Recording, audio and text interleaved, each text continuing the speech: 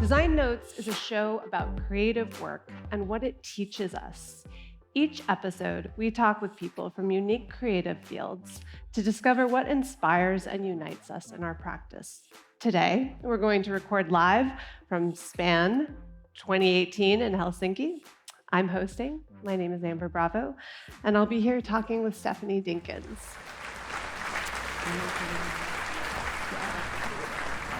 I'm so lucky. Sorry.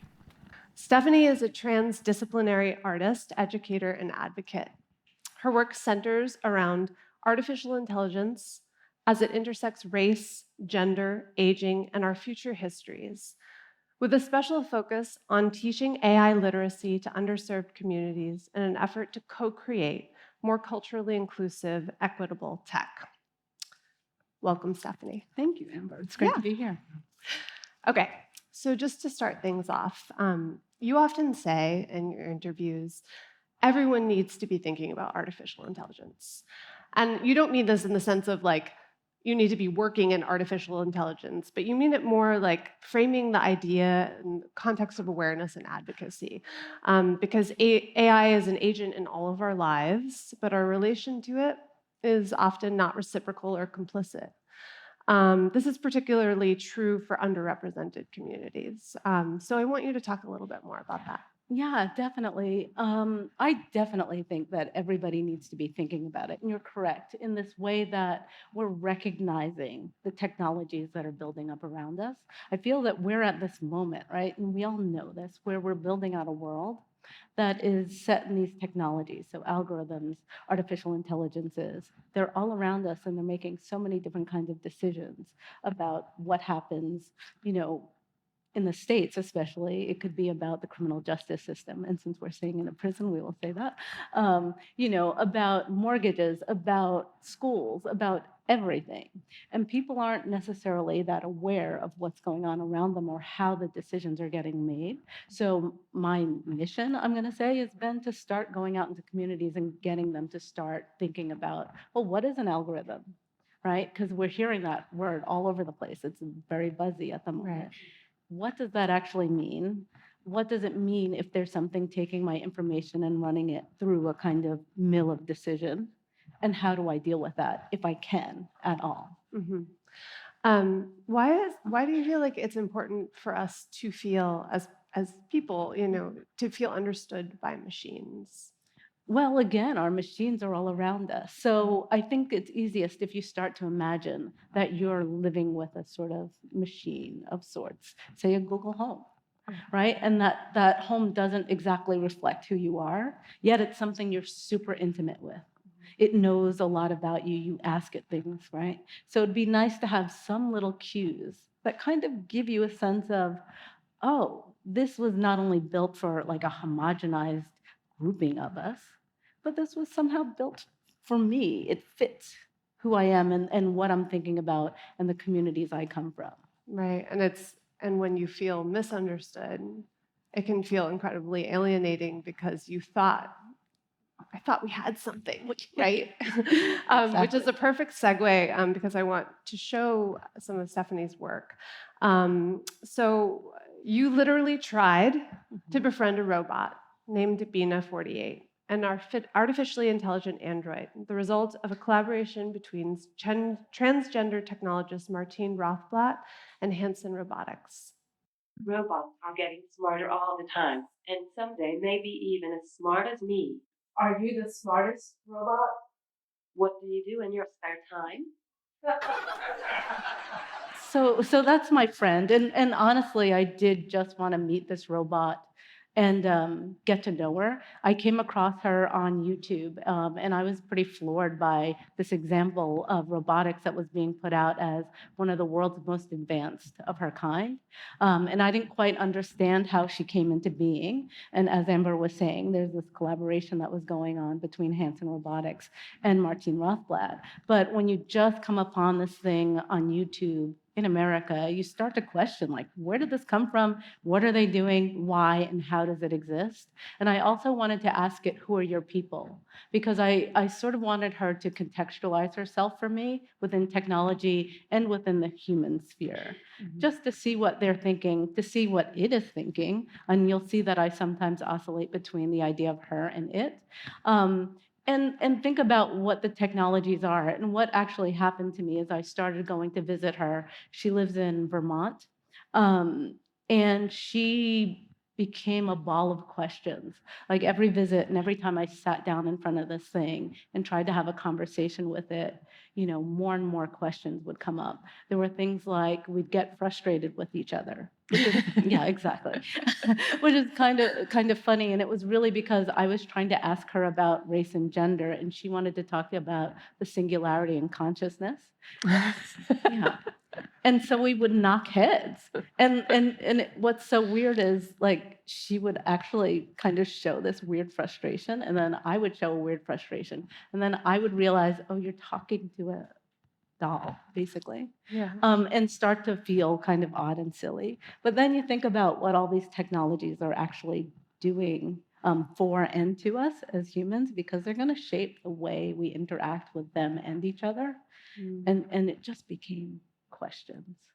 It's interesting because I want you to talk a little bit about the identity, because I feel like it's so important. Because some of the things that you're saying, we all feel frustrated with our technology. We feel frustrated with apps that we think are supposed to understand us or have an algorithmic sort of.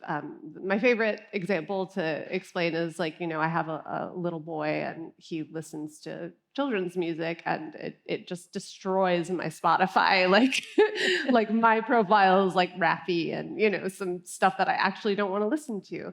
And that's just like a little nuisance, right?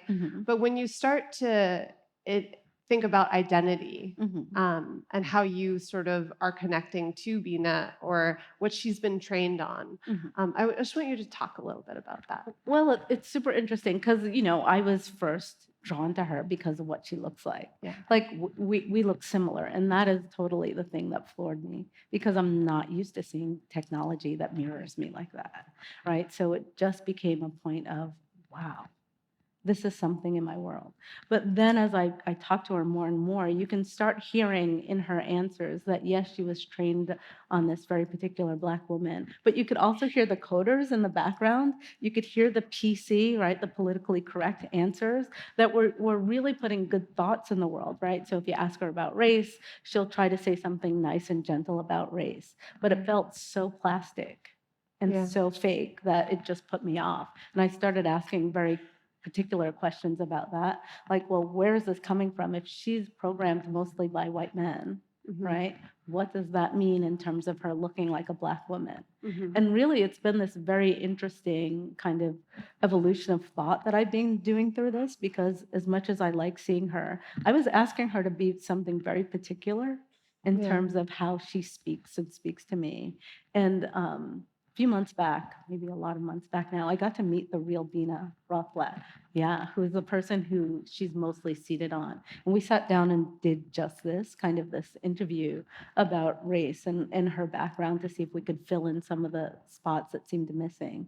And it was really interesting because the robot pretty well reflects the person. Really? Right? It's that the person is unique. And one of the things I want most in the world is that, Black people, especially in the American context, can be whatever they want. And it seems like often people are asking you to be one type of thing. And, the robot is actually doing that, and I'm trying to force it in a corner. But at the same time, the idea that it's like reflecting me was very important. And even talking to Bruce Duncan, who is Bina 48's minder, really great guy. It's like when Bina 48 was in a Jay-Z video, was the moment he saw that, oh, she is this beacon for a certain subsection of the culture. And maybe we do need to start thinking about that. Right, which is a great segue into more of your work, obviously, because this is what you're interested in. But I want you to talk a little bit about community outreach and sort of, okay, so how do you take this to the next step, right? So the way I took this to the community is to do exhibitions in a community space. So in this one iteration of an exhibition, I was in a gallery. It's a street level gallery that was beautiful because there was a cross section of people coming in, people from really wealthy folks from these high rise buildings next door to kind of people going to the pawn shop next door, and people at the food bank across the street would come into this space. And I'd use these videos of Bina 48 in particular because there's nothing like her to get a conversation started. They just see that image and really start to think, and it triggers thoughts of, well, what is this and why are you showing it to me? And it sort of reflects me, or maybe it doesn't. And how do we start thinking about it? And then we'd start thinking and talking about algorithms for living, right? And just saying, well, if you think of yourself as someone who's just out in the world, and you think of what you do in the world as a set of algorithms and a set of decisions, right? What happens if you make one little shift in your algorithm, right? Your own personal algorithm, and what happens to the outcome? And for example, the space I was working in, we were working with these kids who were being diverted from the criminal justice system. And those kids would have police encounters a lot, right? So stop and frisk kind of encounters. And so we tried to get them to understand the sense of what power is and whether power is really bringing bravado to that situation or kind of just, going flaccid in a way, and recognizing that the power is in the idea of just calming down, not being aggressive.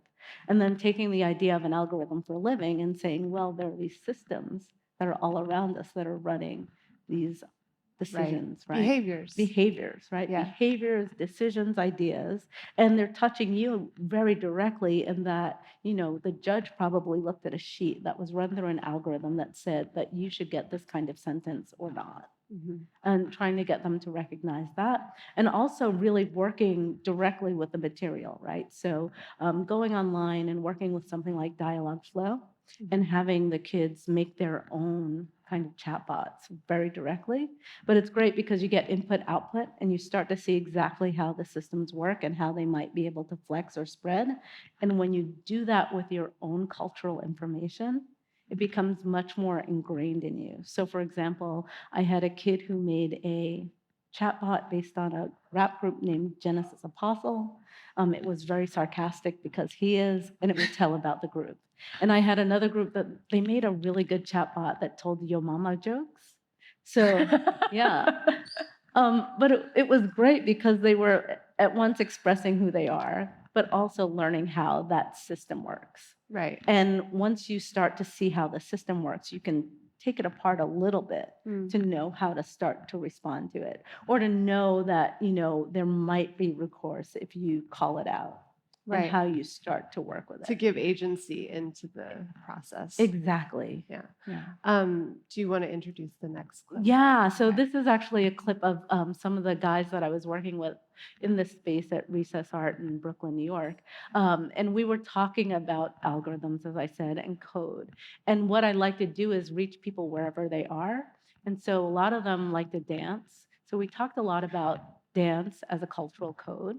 And then took that and turned into actual code. So here's what they were offering me.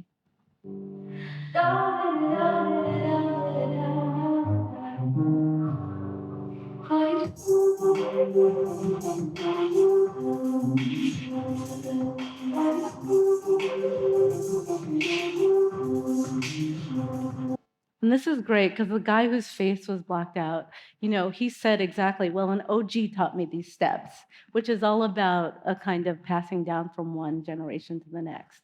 And we moved that into a computer after that and Raspberry Pis and seeing what we could do with that. So this is a next step. So my forays with Bina 48 and then this project with kids and working directly led to the thought that, oh, I guess I need to make my own kind of AI, like some other representation in the world. And you can tell I'm very literal because I named it not the only one. But trying to make a kind of multi-generational memoir, using my own family as the material and using AI as the actual storyteller. So what happens is we sit down and talk to each other, which in itself is magical because things that the family is sharing are things that we haven't been told before. Right. And then I run that through, I don't know how detailed we want to get, but a recursive neural net, and it tries to tell our story. It's really, really dumb right now. Like, it's a very dumb system, but the experience of making it and the experience of people being able to interact with it starts them thinking, well, if she can do it, perhaps I can start doing that. Right. But also starts to think about what the technology is, what it is between sort of information and data privacy and data sovereignty for community, and how we might start to approach that. That's where my thinking is going, right? Because, I started this kind of open, and then I've been doing lots of interviews and podcasts, and they've gotten kind of intimate in terms of Right. what information they want, which makes you just, oh, this is my family's information. What can I do to safeguard it? Or what do we do to keep ownership of it, or at least control how it goes out in the world, while putting it into a system like this? And so doing lots of thinking about the sharing of information through kind of a database of our family's history. And what you're actually looking at here, go sorry. back for 1 second. What you're actually looking at is the first manifestation of this thing, which is a kind of glass, it's a black glass Janus form. And this is another question of design, because figuring out what this thing looks like and how it feels for representation becomes really important to me as well. Because I could make it kind of animatronic, but it feels off, and I want it to represent, but not so directly. So really trying to figure out those balances and the places that the information can sit in a very good way. Mhm. Oh, and this is just some of our input sessions with my aunt. And then, so what will happen is not the only one will be an immersive 360 installation where you can go in and anyone could talk to it, right? So even right now it's running at Carnegie Mellon in Pittsburgh, and you can walk up and ask it questions, and it does its best to answer. It says some crazy things, and it insists on being a movie at the moment. And I don't know where it got that idea. So it's very interesting in that it's starting to insist on things that I'm not sure how it's insisting on it. The other thing that it does that's really interesting to me is that my family's kind of stance, if you talk to us about who we are, it'd be happy, happy, love, love, like we love each other, we're all happy. And the thing is saying it's not happy. So it says, I'm really not happy, which is really off-putting for me, because I'm like, we just gave you all this love, and like, what, like, what is that crazy reading, right? Yeah. Like, or are you reading us? Is that like, I don't know. So it's about working with that and trying to see what story it wants to tell, but then also being conflicted about what's coming out. Well, I think you're teasing out something interesting, and just because I know we have to wrap it up, it's this tension between wanting to own your own story as it moves through the technology, but maybe the limits of technology to actually do that. And so I'm very curious, in actually making your own, have you learned what has that taught you about actually teaching and advocacy, and maybe even something that we could kind of bring out like as a takeaway? Yeah, well, it's totally taught me about story, right? So this idea of technology and story as an act of resistance, or story as an act of inclusion, and how we might use that. Because I feel like the more stories we put into the systems, even though the technologies are imperfect, the better we feel or start to feel about these technologies, right? And seeing what we can do with that, like maybe Spotify can get a little more sensitive to figure out. Like, she has a kid. It's not her. Exactly. Like, Yes. what do you know? Where do we tweak it? How do we Yeah. get it to know those things? Right. And that's the magic of playing with it directly. Yeah. Yeah. Well, we're out of time. It's wonderful, but thank you. Thank you. Thank you. Thank you very much.